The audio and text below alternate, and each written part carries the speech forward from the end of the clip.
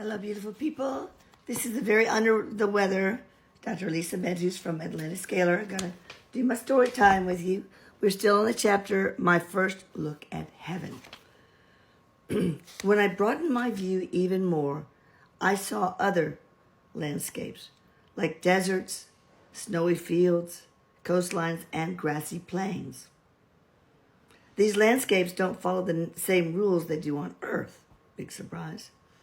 There, I would expect to see a desert right next to a swamp. That would make no sense, ecologically or geographically, but that shit happens here. I could be in a desert, walk 10 steps in one direction, and suddenly be in a swamp. I also saw other, spirits like I did on the way to my life review. It's difficult to describe what other spirits look like because that's shifting all the time, depending on how I choose to perceive them and how they choose to be perceived. Interesting.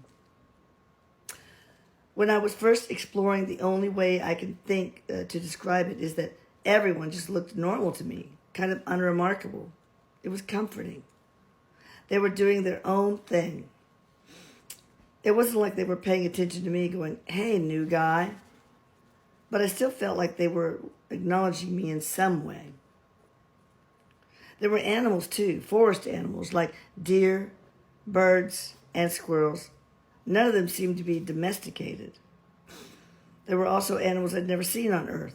I'm not talking about unicorns and shit like that.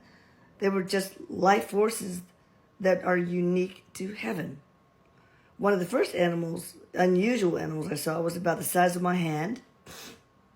It was living in a tree, kind of like a squirrel would, and was covered with lots of colors, mostly bright yellows, dark browns, and black. It had feathers, not fur. Its tail was short, and its face was striped like a chipmunk's. I also noticed that there was something different about the sky.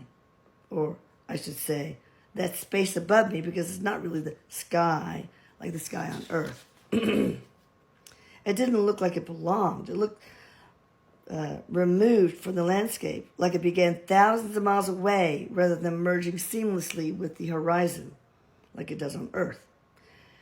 It's difficult to describe, but the sky just feels huge here, like driving through Montana on a clear day, but 1,000,000 times more intense.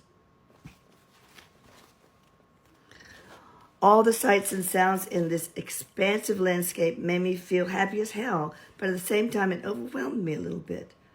It's like being on overload, listening to 4 or 5 different songs at once. But as soon as I focused on my happiness, and only that, all of a sudden it was like I could hear all those songs harmoniously at the same time, clearly and easily. Actually, it's not like I had to focus on it to get it. It's almost like I had to disconnect and accept it.